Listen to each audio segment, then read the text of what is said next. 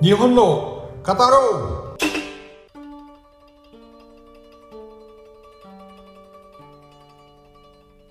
Sahabat senpai, jumpa lagi dengan saya, Yusron Ihza. Apa kabar? Semoga semua dalam keadaan sehat walafiat. Begini, sahabat, ya seperti diberitakan oleh media massa kita, Presiden kita, Pak Jokowi, saat ini sedang berada di Tokyo. Ya, sebelumnya beliau berada di Tiongkok.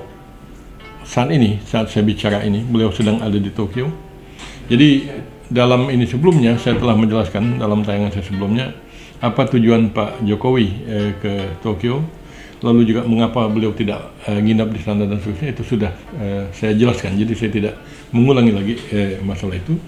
Nah, tapi ada satu pertanyaan yang sebenarnya perlu juga dijawab di sini dalam tayangan yang sekarang ini, yaitu menyangkut diplomasi Pak Jokowi itu sehubungan dengan katakanlah bergantinya rezim di Jepang sekarang ini. Kita tentu mencatat bahwa sebelum wafatnya mantan Perdana Menteri Abe, ya beliau memang sudah bukan Perdana Menteri karena alasan kesehatan. Pak Abe mundur, lalu digantikan oleh Sekretaris Kabinet Pak Suga pada saat itu, dan kemudian Pak Suga pun sudah digantikan oleh Pak Kishida, dan pada saat Pak Kishida menjadi Perdana Menteri itu Pak Abe tertembak.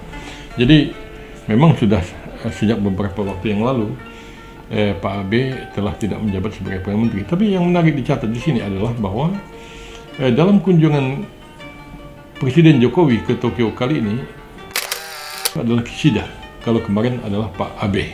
Nah, tentu kita mencatat bahwa sekitar April atau Mei kemarin itu Pak Kishida sudah juga pernah jumpa Pak Jokowi di Jakarta ini.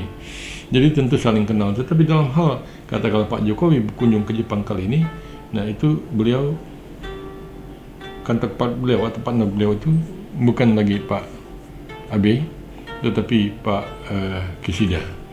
Pertanyaannya itu adalah, apakah Pak Kishida dan Pak Abe itu sama, terutama sekali dalam kebijakannya? Nah, paling tidak miripkah secara garis besarnya? Apakah garis Perdana Menteri Abe itu masih akan diikuti oleh Pak Kishida, atau ini merupakan figur yang sama sekali berbeda? Nah, saya langsung saja menjawab dan kemudian akan membuat analisa. Jawab saya adalah, ya Pak Kishida dan Pak Abe itu sama dalam hal kebijakannya. Loh, kok sampai berani menjawab begitu, berani memutuskan begitu? Apa sampai kenal dengan kedua orang itu?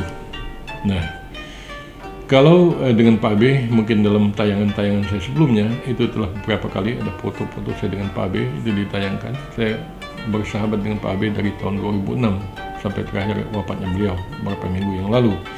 Nah, sebenarnya dengan Pak Kishida pun juga ya sama, walaupun tentu kemunculan Pak Kishida sebagai tokoh itu tentu lebih belakangan dibandingkan dengan Pak Abe. Nah, saya kenal dengan Pak Kishida kemarin bulan Mei. Ya, pertengahan Mei saya jumpa dengan Pak Kishida. Jadi sempat bicara sebentar, sempat juga salaman gaya saya, salam corona, jadi kita adu begini. Mungkin nanti bisa dilihat di insert video. Nah, kemudian juga sebelum itu pun juga pada tahun 2016 itu pada saat Pak Kishida masih sebagai Menlu, itu bahkan ada acara, itu acaranya itu adalah acara Pak Kishida dan katakanlah kelompok beliau, yang acaranya itu adalah di KBRI Tokyo. Saya sebagai tuan rumahnya.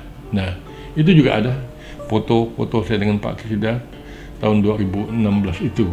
Nah, apakah cuma itu? Enggak lah, tentu beberapa kali pun juga saya saling kenal. Makanya kemarin pada saat saya ketemu dengan beliau itu ya tidak ini lagi, tidak lalu siapa kamu, siapa semacam. Bahkan kemarin waktu saya menerima bintang jasa pun juga Pak Kishida itu ada di sana, dan ya beliau masuk orang yang menyerahkan bintang jasa itu. Jadi beliau berada dalam rentetan seremoni itu di samping juga Kaisar Jepang. Nah, kalau dikatakan sama tadi karena sampai kenal itu secara pribadi, Apakah sampai punya alasan lain? Nah, saya jawab tentu saya mempunyai alasan lain yang menjadi dasar analisa saya. Sehingga saya berani mengatakan ini sama. Mengapa? Sederhana saja. Bahwa Pak Kishida itu kan Menlu pada saat Pak Abe menjadi Perdana Menteri. Jadi Pak Kishida itu adalah kerabat kerja, boleh dikatakan Pak Abe, pembantu Perdana Menteri Abe. Berarti Pak Kishida adalah orang yang menjalankan kebijakan-kebijakan luar negeri yang sesuai dengan garis Abe. Kalau enggak, ya enggak mungkin lah Pak Abe akan meletakkan Pak Kishida sebagai Menteri Luar Negeri. Nah, dengan dipilihnya Pak Kishida sebagai Menteri Luar Negeri, jelas bahwa Pak Abe merasa cocok banget ini dan percaya banget dengan orang ini. Itu saya rasa demikian ininya. Nah, lalu selain itu apa lagi sampai? Nah, ada satu lagi, ya, yaitu bahwa Pak Abe dan Pak Kishida itu sama, partainya sama. Jadi Partai Demokrat Liberal, Partai Demokrat Liberal. Kalau bahasa Inggris yang terbalik jadi disebut LDP. Jadi kalau dalam bahasa Jepang dikatakan Jiminto. Nah, jadi satu partai. Nah, sama di Indonesia pun juga, katakanlah tiap partai mungkin ada ciri yang masing-masing. Kebijakan partai A mungkin ada sedikit berbeda dengan kebijakan partai B. Dan bahkan kalau di masa lalu, waktu partai itu masih amat betul-betul ideologis, itu perbedaan itu akan menyolok sekali. Nah, sekarang karena partai-partai cenderung pragmatis, tentu perbedaan itu relatif lebih tipis. Nah, tetapi jelaslah satu partai dengan partai lain itu berbeda. Nah, dalam hal Pak Abe dan Pak Kishida itu sama partainya, sehingga garis itu pun juga pasti sama, dan pasti juga setidaknya itu mempunyai kemiripan gitu. Nah, lalu pertanyaannya itu adalah bahwa kalau memang demikian, nah, apakah langkah-langkah Perdana Menteri Abe, terutama dalam kebijakan luar negeri, itu akan sama? Ya, pasti akan sama. Paling tidak ya, kemarin kita melihat waktu Pak Kishida masih Menlu pun, itu beliau mengajak Amerika dan sekutu-sekutunya, kalau dekat situ ya Korea Selatan, untuk bersama-sama ya membendung, istilah media massa saya itu adalah membendung ambisi Cina di Laut Cina Selatan. Nah, jadi itu gerakannya. Bahkan juga pada saat telah menjadi Perdana Menteri, kalau saya nggak salah seperti dikutip oleh berita dan TV Jerman, itu si Pak Kishida mengatakan bahwa ideal bagi Jepang itu dari segi pertahanan itu apabila mereka mempunyai, katakanlah, persenjataan yang sanggup untuk menyerang rudal musuh, sehingga dengan telah dilumpuhkan lebih awal, rudal itu tidak akan meluncur ke tempat mereka. Nah, jadi bahkan kalau dari situ, wah, ini lebih Pak Abe dari Pak Abe, Pak Kishida. Jadi dia ada berpikir bahwa ya kita serang saja. Itu kalau apa yang saya baca dari media massa Jerman itu benar. Nah, jadi mengapa begitu sampai?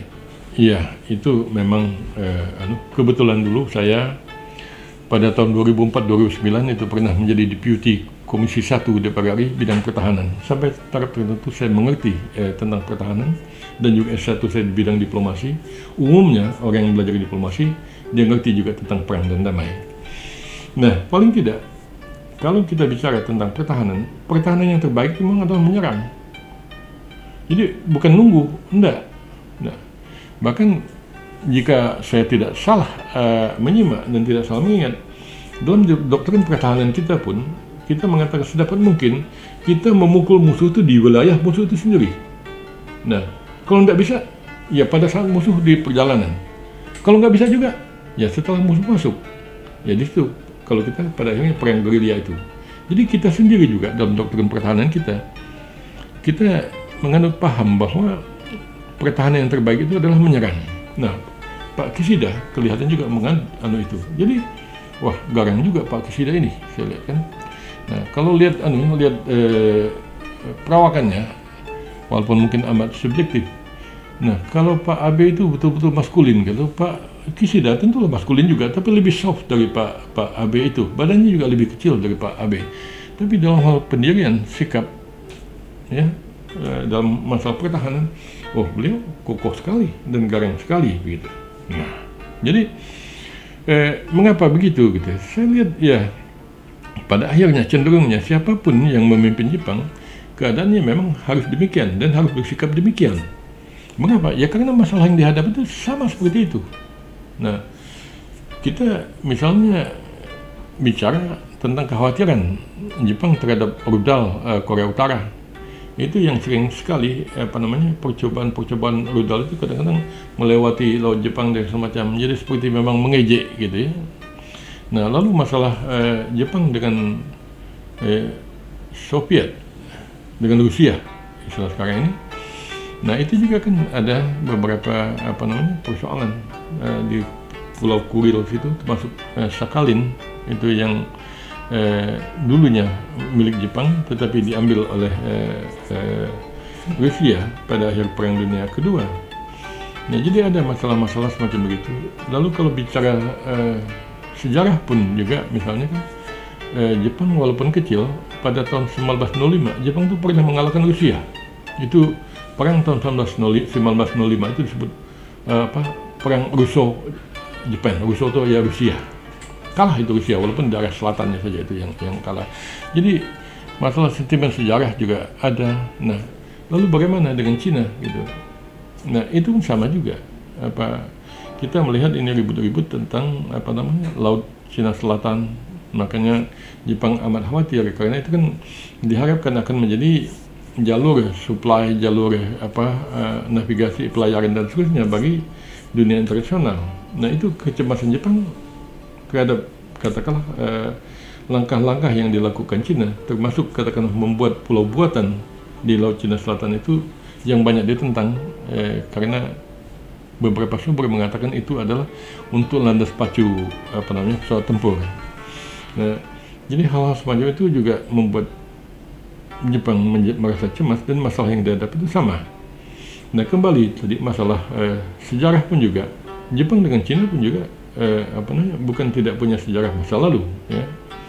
Jadi antara lain misalnya bahwa Manchuria misalnya itu paling tidak pernah diduduki oleh Jepang. Jadi negara itu kecil tapi memang kecil cabai rawit, ya.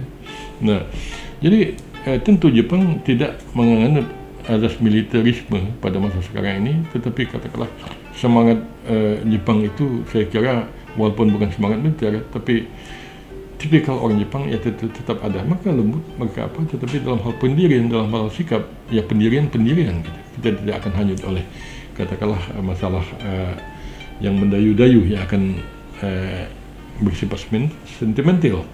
Nah, jadi itu jelas masalah langkah-langkah Pak Kishida di dalam masalah masalah pertahanan. Masih di dalam tadi TV dan radio Jerman tanggal 29 September kemarin, 29 September 2001 itu juga disebutkan bahwa Pak Kishida itu akan melanjutkan kebijakan Abenomics.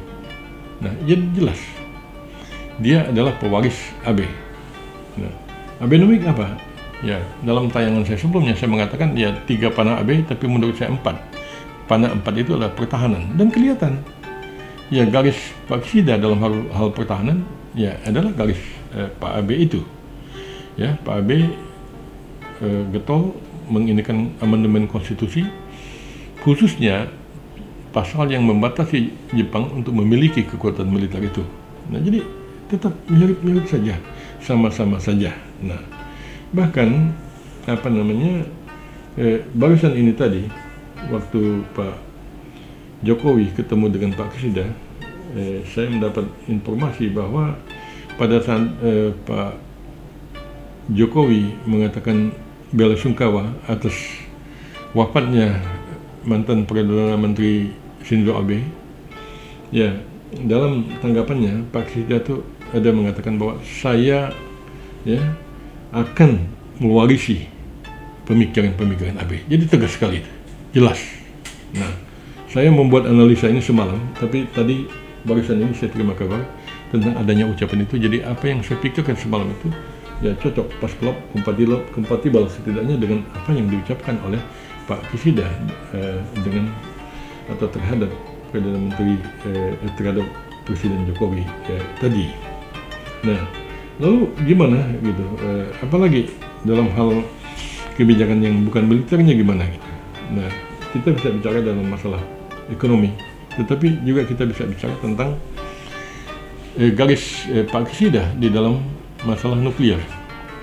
Nah, kita mungkin banyak disebutkan di dalam media massa bahwa Pak Kishida itu lahir atau setidaknya itu dapil daerah pemilihannya itu adalah di Hiroshima. Itu daerah yang dulu dijatuhi bom atom Hiroshima dan Nagasaki. Nah, jadi wajar bahwa kalau dipikir sekiranya Pak Kishida itu ingin tetap mempertahankan dukungan, tentu beliau harus hati-hati terhadap sikap dalam masalah nuklir itu. Jadi kalau terlalu pro-nuklir atau pro-nuklir bisa ditinggalkan oleh konstituennya, misalnya risiko itu ada gitu. Nah, jadi selama ini bahwa kelihatan Pak Kishida memang menunjukkan sikap yang anti nuklir. Nah, tetapi belakangan ini beliau juga berubah. Nah, walaupun perubahan itu tidak sampai setegas mantan Perdana Menteri Abe waktu ribut-ribut Ukraina diserang Rusia kemarin itu. Kalau Pak Abe mengatakan bahwa Jepang perlu menyiapkan lahannya untuk penempatan senjata nuklir Amerika, itu Abe. Pak Kishida tidak sekeras itu dalam pernyataannya. Nah, tetapi dalam hal nuklir untuk damai, nuklir untuk pembangkit tenaga listrik yang semula Pak Kishida tidak setuju, sekarang Pak Kishida setuju untuk membangun nuklir atau menggunakan nuklir untuk tujuan damai, yaitu untuk kepentingan pembangkit tenaga listrik. Nah, jadi ada perubahan yang dilakukan oleh oleh Pak Kishida di dalam sikapnya. Nah, kembali tadi di dalam sikap, katakanlah dalam masalah pertahanan, masalah apa segala macam tadi. Jadi apa yang diperjuangkan Pak Abe dalam hal amandemen konstitusi, walaupun tidak mudah, itu akan tetap menjadi nyanyian Pak Kishida juga, saya rasa.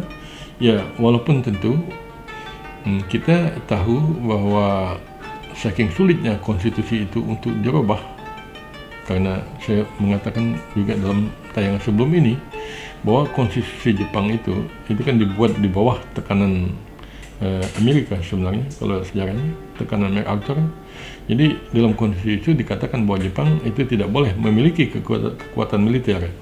Nah, lalu di dalam konstitusi itu juga dikatakan bahwa ibaratnya kurang lebih mengatakan begini, aku ini, kata konstitusi, bisa dirubah itu melalui referendum, penentuan pendapat rakyat, dengan catatan 2/3 rakyat Jepang yang punya hak untuk memilih itu harus hadir dalam referendum itu, dan 2/3 dari yang hadir itu setuju konstitusi itu dirubah. Ini sulit untuk bisa dilakukan, hampir tidak mungkin. Nah, lalu langkah yang ditempuh sekarang apa? Gitu. Nah, dalam beberapa tahun belakangan ini diambil satu siasat atau cara lain. Ya sudah, kalau konstitusinya susah atau tidak bisa diamandemen, ya udah, tetapi tafsirannya kita bisa tafsirkan dengan cara yang lain. Nah, ada perubahan-perubahan. Waktu saya masih menjadi dubes dulu pun juga itu perjanjian pertahanan antara Indonesia dengan Jepang, kerjasama bidang pertahanan itu ditandatangani. Saya lah yang melobi, menyiapkan ini bersama atas pertahanan. Yang menandatangani ya tentu Menteri Pertahanan kita pada saat itu Pak Ryamiza Kudu atau Kudu. Nah, lalu belakangan ini pun juga itu perjanjian pertahanan atau kerjasama bidang pertahanan itu juga dilakukan oleh Pak Prabowo dengan Jepang. Itu ada beberapa kali pertemuan antara Pak Prabowo dengan adik Pak Abe, Pak Kishi, yang notabene adalah Menteri Pertahanan Jepang. Nah, itu begitu. Lalu apalagi senpai gitu yang samanya antara Pak Kishida dengan Pak Abe. Ya, dulu di zaman Pak Abe itu upaya bersahabat dengan negara-negara Asia Tenggara dan Asia Timur itu dilakukan dengan gencar sekali. Kita mencatat misalnya bebas visa, yaitu juga waktu saya masih menjadi duta besar di sana. Saya telah membahas ini dalam tayangan sebelumnya. Saya tidak akan bicara secara lebih dalam lagi, tapi jelas bebas visa itu ya dalam mereka bersahabat lah, politik hubungan baik dengan bangsa-bangsa ASEAN, ya dalam hal ini tentu hubungan dengan Indonesia. Pak Abe membebaskan itu. Lalu kemudian juga itu masalah Equal Partnership Agreement, ya kerja dalam bidang ekonomi. Jadi kerjasama ekonomi yang setara atau seimbang antara ASEAN dengan Jepang. Nah, Indonesia maksudnya antara Indonesia dengan Jepang. Nah, memang ada banyak hal yang mungkin perlu diperbaiki di dalam perjanjian itu, tapi itu juga upaya-upaya Pak Abe katakanlah untuk meningkatkan kerjasama antara Indonesia dengan Jepang. Nah, lalu Pak Kishida tadi dalam pertemuan dengan Pak Jokowi tadi, itu saya kebetulan dapat kabar juga dari Tokyo. Itu secara tegas Pak Kishida mengatakan bahwa beliau sebagai Perdana Menteri akan membebaskan impor produk makanan atau produk pangan dari Indonesia. Nah, termasuk produk pertanian. Nah, jadi ini akan lebih mudah lagi, akan lebih terbuka lagi. Ya, walaupun tentu saja kita juga harus tahu diri dan mawas diri juga. Jangan mentang-mentang dibebaskan ya udah kita hajar sajalah gitu. Karena zaman saya waktu menjadi duta besar dulu, dalam hal impor produk Indonesia ke Jepang itu, saya kalau masalah membebaskan impor ayam potong yang telah 24 tahun diembargo Jepang itu mudah deh. Lobby goal. Nah, tetapi untuk masuk pisang juga, pisang itu berhasil. Saya berhasil pertama kali pisang Indonesia masuk ke pasar Jepang pada saat saya bersama atas pertanian kami yang melakukan lobby-lobby itu berhasil. Tapi dalam hal memasok buah melon semacam itu, mangga, itu masalah lalat buah dan semacam itu nggak selesai urusannya. Saya lobby di Departemen Pertanian. Ya, waktu itu alasannya anggarannya lah apalah. Walaupun bagi saya sih anggaran segitu hanya peanut, tidak ada artinya bagi sebuah negara untuk mengekspor mangga ke Jepang sana. Nah, jadi jangan pula nanti karena kata Pak Kishida udah dibebaskan saja, lalu lalat buah pun kita ekspor juga ke Jepang, itu ya itu kan akan bikin malu kita gitu. Jadi ini di awal saya mengingatkan ini. Nah, jadi jelas tadi kemiripan atau kelanjutan dari kebijakan yang ditentukan oleh Pak Kishida ini, yaitu kebijakan Pak Abe tadi. Nah, jadi dalam pertanian juga jelas, bahkan dalam tadi pertahanan juga jelas. Dari kata-kata Pak Kishida sendiri juga jelas bahwa beliau ingin mewarisi pemikiran atau garis Abe itu. Nah, lalu gimana sampai di dalam kebijakan ekonomi dalam negeri Jepang sendiri? Ya sama, itu juga. Karena Pak Kishida misalnya itu ada paket kebijakan, paket stimulus ya, untuk merangsang pertumbuhan ekonomi dalam negeri Jepang itu. Beliau menyediakan uang 30 triliun yen itu untuk membuat ekonomi Jepang itu supaya lebih bergairah. Nah, kalau itu kan salah satu dari panah Abe itu kan, kebijakan itu government spending, jadi meningkatkan pembelanjaan pemerintah. Ditempuh ada 30 triliun. Nah, jadi saya kira memang dua orang itu orangnya beda antara Pak Abe dan Pak Kishida, tetapi dalam hal kebijakan itu tidak akan terlalu jauh kebijakan Pak Kishida dengan kebijakan Pak Abe itu. Nah, saya tidak tahu apakah karena masih baru sehingga katakanlah belum ada gagasan-gagasan besar yang diinikan oleh Pak Kishida. Tetapi kalaupun memang ada gagasan-gagasan besar, karena Pak Abe itu terhitung itu memang pemimpin besar lah, punya gagasan, punya konsep, punya apa. Ya, maaf kalau saya menilai membanding misalnya antara Pak Abe dengan Pak Suga gitu. Pak Suga ya boleh dikatakan apa adanya lah menjalankan pemerintahan. Kalau Pak Abe itu jelas, ini langkahnya gitu. Nah, tetapi kembali ke Pak Kisida, kalaupun seandainya Pak Kisida punya garis tersendiri, gitu ya. Nah, tapi bukan berarti bahwa mengikuti garis Pak Abe itu menjadi semacam sebuah hal yang tidak bagus. Oh, tidak demikian. Kita mencatat misalnya bahwa dulu Perdana Menteri Takeo Fukuda, bukan Yasuo Fukuda, karena saat ini ada 3 Fukuda. Satu lagi Tatsuo Fukuda, anak Pak Fukuda Yasuo, kebetulan pernah juga makan sushi dan sashimi bersama saya di Tokyo itu. Jadi ada 3 Fukuda, ini Fukuda yang paling muda.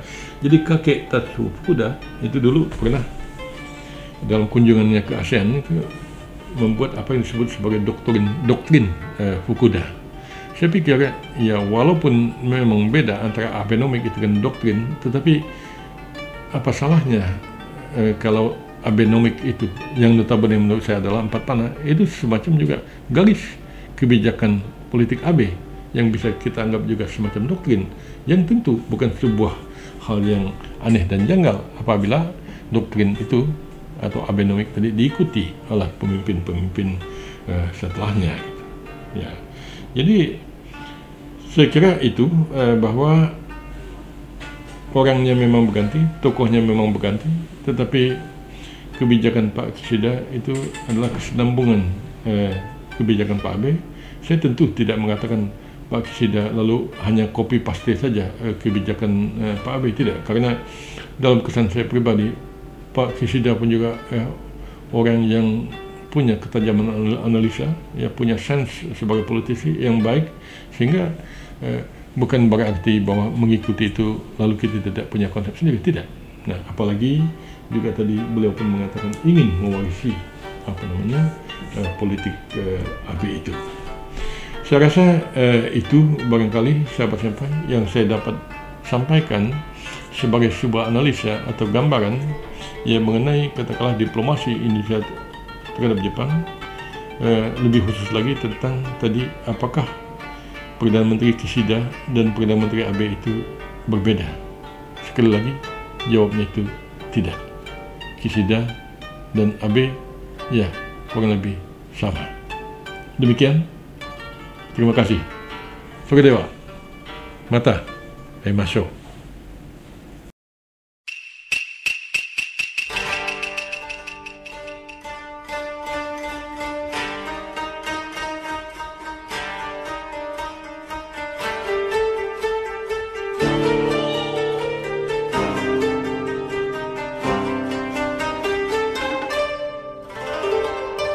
Nihon no Kataro!